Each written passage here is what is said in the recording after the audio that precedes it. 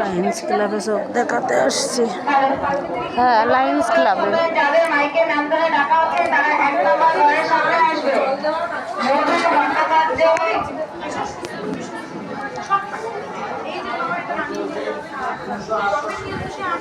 সনজিৎ ঘোষ, সমরজিৎ ঘোষ, আরতি সাহা, বিনতি পাল, রাবানী পাল, সুভদ্রা সাহা 1 নম্বর ঘরে আসবে। মধু ভট্টাচার্য, মেহেদি হাসান মন্ডল, ঘোষ, মেহেদি হাসান, বিনতি পাল,